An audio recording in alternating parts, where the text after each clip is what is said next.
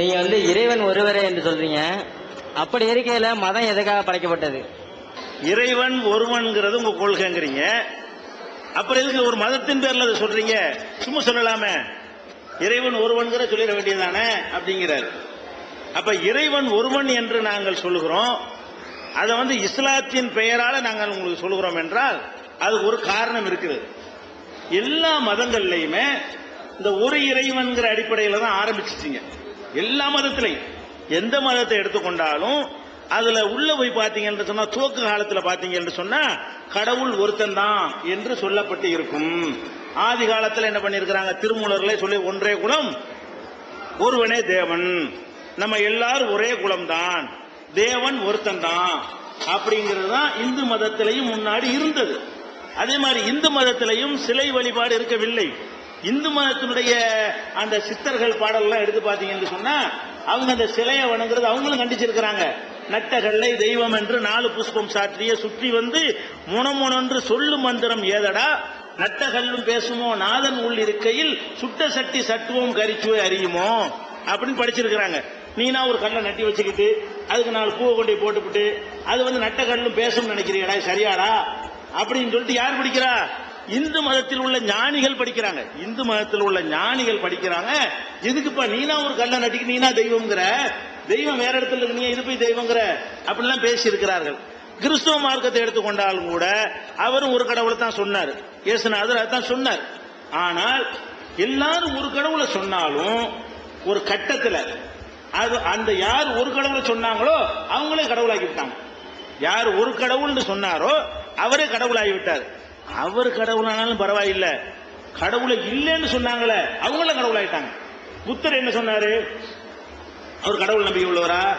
இல்ல, அவர் அன்பே சிவம்டாரு. அன்புதான் கடவுள். கடவுள்னு ஒண்ணு தனியாவெல்லாம் கிடையாது. நம்ம ஒரு பொருளுக்கு அன்பு செலுத்தின பாருங்க, அன்பே கடவுள் அன்பே சிவம் அப்படிங்கிற கொள்கையை தான் புத்தர் சொன்னார். இப்ப புத்தர் கடவுள். அவருடைய பல்லுன்னு சொல்லி வணங்கிட்டு இருக்கிறாங்க. அவருடைய பல்லுக்கெல்லாம் கோவில் இருக்கிறது. அப்ப புத்தருடைய பாதம் சொல்லி வணங்கிட்டு இருக்கிறாங்க. அப்ப இந்த ஒரு கடவுள்ங்கிற ஒரு விஷயத்தை எல்லா மதங்கள்லையும் இருந்தாலும் அவங்க காம்ப்ரமைஸ் ஆயிடுச்சு. எல்லா மதங்கள்லையும் அந்த ஒரு கடவுள் கொள்கையோட பல கடவுள் கொள்கையும் கலந்து கிடக்கிறது. தனித்து ஒரு கடவுள் தாண்ட உறுதியாக சொல்லக்கூடிய தன்மை இல்லை. நம்ம பார்த்த வகையில இஸ்லாமும் ஒரு கடவுள் கொள்கையை சொல்லுகிறது.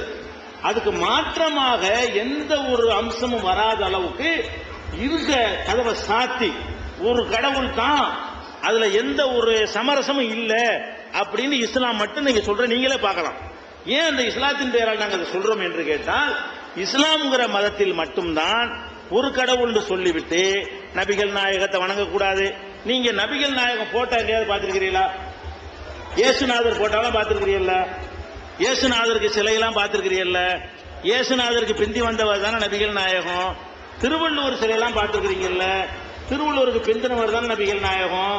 முந்தினவருக்கெல்லாம் சிலை இருக்குது.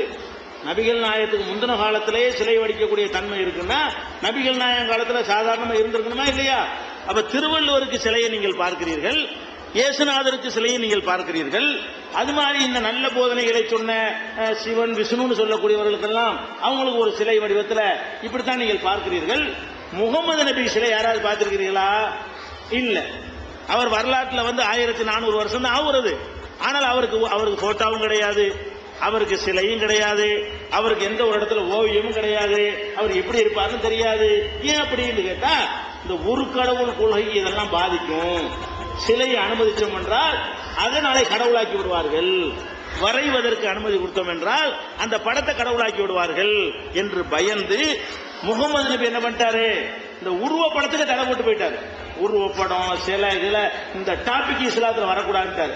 அதனால முகமது நபிக்கு நாங்க இன்னைக்கு வரைக்கும் சிலை வைக்கல, ஆனா மரியாதை செலுத்துறோம். சிலை இல்லாமலேயே மரியாதை செலுத்துகிறோம். அவர் சொல்வதெல்லாம் கேட்டு நடக்கிறோம். ஆனா அவருக்கு நாங்கள் சிலை வைக்கவில்லை.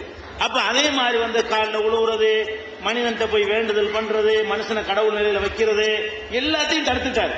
அப்ப இந்த இஸ்லாம்ங்கிற பேர்ல நாங்கள் சொல்வதற்கு காரணம் என்னன்னு கேட்டா, அந்த ஒரு கடவுள்ங்கிற கொள்கையை உரிய இலக்கணத்தோடவும் மாறாத வகையில இன்னைக்கு வரைக்கும் யாரையும் மாற்ற முடியாது இஸ்லாத்துல. அந்த அளவுக்கு இஸ்லாம் சொல்ற காரணத்தினாலதான் அதை மதத்தோட கலந்து அதை சொல்லுகிறோம். இஸ்லாம் மதத்திலையும் அந்த ஒரு கடவுள் கொள்கையை ஓச்சுட்டாங்கன்னு சொன்னா வெளியே நின்று தான் சொல்லணும்.